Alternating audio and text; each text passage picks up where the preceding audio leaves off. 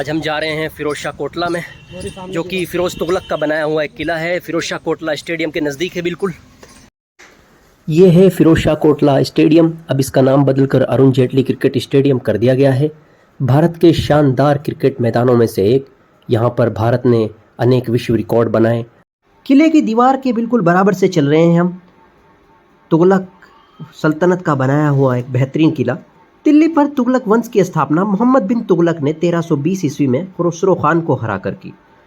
1320 से लेकर 1325 ईस्वी तक उसने दिल्ली पर राज किया। उसके बाद 1325 से 1351 तक उसका बेटा मोहम्मद बिन तुगलक दिल्ली की गद्दी पर बैठा।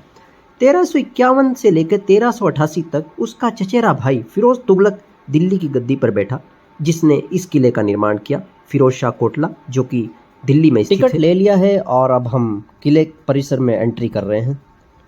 चलिए देखते हैं इस शानदार सल्तनत काल के इस शानदार किले को। बहुत ही शानदार किला रहा होगा अपने दौर का ये, हालांकि अब ये टूट चुका है। ये देखिए, ये किला लगभग अब खंडर में तब्दील हो चुका है। फिरोज तुगलक दिल्ली सल्तनत का पहला ऐसा सुल्तान हुआ जिसने ये दिखाया कि राज्य का कार्य शासन करना ही नहीं, वेलफेयर करना यानी कल्याणकारी कार्य करना भी है। उसने गरीब लड़कियों की शादी के लिए एक अलग से विभाग बनाया, दीवाने खैरात। उसने लोक निर्माण विभाग बनाया, यानी कि सड़कों के लिए, किलों के लिए लोक निर्माण विभाग बनवाया। नहरें निकलवाई उसने। एक नहर उसकी सतलज से निकलकर हासी यानी कि हिसार तक जाती थी, और उसके दौर में एक कर लिया जाता था, सिंचाई कर, हकूक़ सर्व, जो कि 1/10 था। फिरोज तुगलक ने उसके दौर में गुलामों की संख्या भी काफ़ी बढ़ गई थी, और उसने उनके लिए एक अलग से विभाग बनवाया, दीवाने बंदगान। और दीवाने बंदगान के बारे में ये कहा जाता है कि उसके दौर में इतनी गुलामों की संख्या बढ़ गई थी, वो बढ़कर 1,80,000 हो गई थी।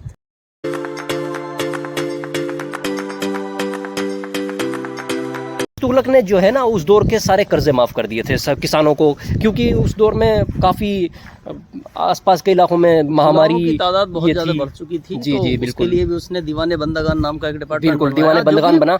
उसमें बहुत ज़्यादा हो गए, बिल्कुल बहुत मुश्किल था। और वे क्या कहते हैं, सल्तनत के मामलों में भी इंटरफेयर करने लगे थे सारे गुलाम उस दौर में।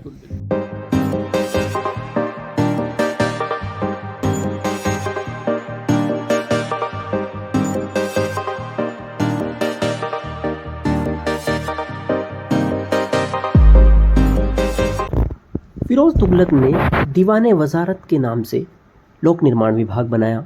उसने दारुल शफा के नाम से अपने राज्य में सरकारी अस्पताल खोले। उसने 24 प्रकार के टैक्सों को हटाकर 4 प्रकार के टैक्स लगाए: खुम्स, खराज, ज़कात, जजिया। खुम्स जो था वो जंग में लूट के माल होता था, जिसमें 1/5 राजकोष में जमा करा जाता था और 4/5 सैनिकों के बीच बांट दिया जाता था। वे जजिया लगाने वाला दिल्ली का पहला सुल्तान हुआ। और खराज जो था वो उपज का 1/10 लिया जाता था। फिरोज तुगलक ने कुछ शहर भी बसाए, जैसे कि हिसार है, फिरोज़ाबाद है और जौनपुर है। जौनपुर सल्तनत काल में शिक्षा का सबसे बड़ा केंद्र था। मोहम्मद बिन तुगलक के नाम पे जौनपुर को बसाया। मोहम्मद बिन तुगलक का नाम जो था वो जोना खां था। जोना खां के नाम पर जौनपुर को फिरोज तुगलक ने बसाया। फिरोज तुगलक जो सल्तनत काल का एक बेहतरीन सुल्तान हुआ। उसने वेलफेयर स्टेट की शुरुआत की, बहुत ही काम कराए उसने। और फिरोज तुगलक की मृत्यु 1388 के आसपास हुई।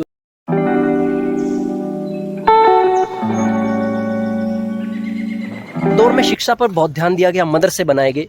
मदरसा है यहाँ पर, रक्षा होती थी। मदरसा फिरोज तुगलक का मदरसा है ये देखिए, मकतब कहा जाता था उस दौर में इन मदरसे को।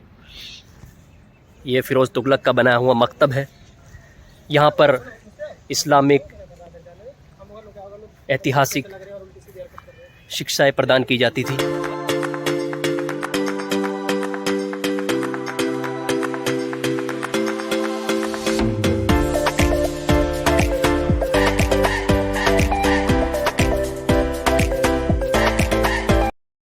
तुगलक सल्तनत की स्थापना 1320 से 1412 तक रही। गयासुद्दीन तुगलक ने इसकी स्थापना की।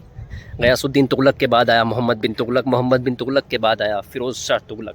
उसके बाद छोटे मोटे आते रहे, लेकिन जो तुगलक सल्तनत के जो 2 बेहतरीन सुल्तान हैं, जो बड़े सुल्तान हैं, वो मोहम्मद बिन तुगलक और फिरोज तुगलक। फिरोज तुगलक ने ये बनाया था, फिरोज शाह कोटला इसे कहते हैं। फिरोज तुगलक का बनाया हुआ यह किला है। ये देखिए, किले के अंदर ये फिरोज़ तुगलक का महल है।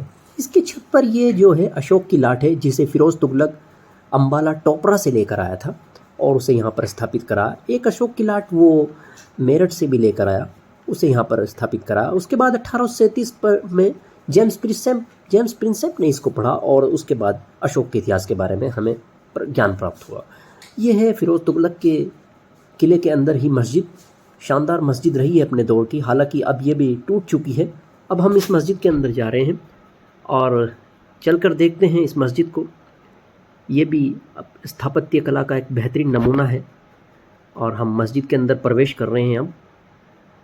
और ये मस्जिद का गेट, मस्जिद के अंदर एंट्री कर चुके हैं हम और ये अपने दौर की एक शानदार मस्जिद रही है, लेकिन अब ये लगभग टूट चुकी है, खंडर में तब्दील हो चुकी है मस्जिद।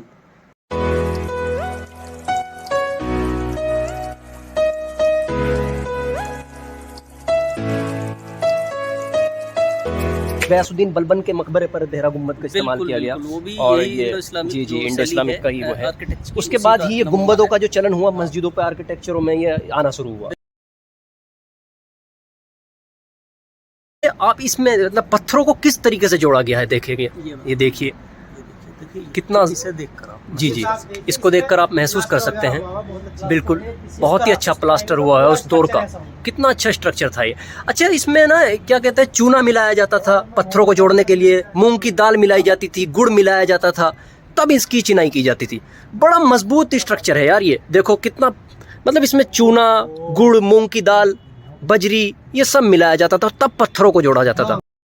1398 में जब नसरुद्दीन महमूद के समय तैमूरलंग ने दिल्ली पर हमला किया तो वो इस मस्जिद से बहुत ज़्यादा प्रभावित हुआ और वो यहाँ से कारीगरों को साथ में ले गया और उसने अपनी बीवी के नाम पर बीबी खानम मस्जिद समरकंद उज्बेकिस्तान में बनवाई।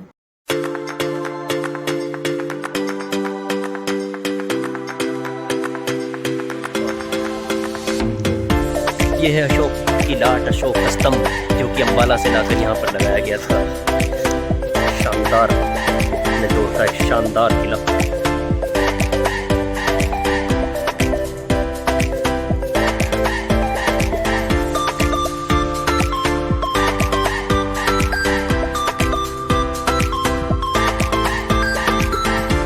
ये है उस दौर की बावली, सल्तनत काल की।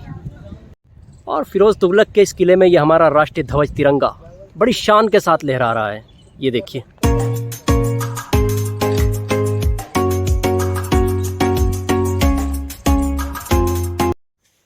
सल्तनत काल में किले का स्ट्रक्चर कुछ इस तरह के से नज़र आता था।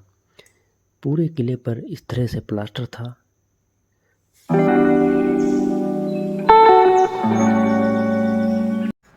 मिलते हैं एक नए व्लॉग में। खुश रहिएगा, आबाद रहिएगा। खुदा हाफिज़।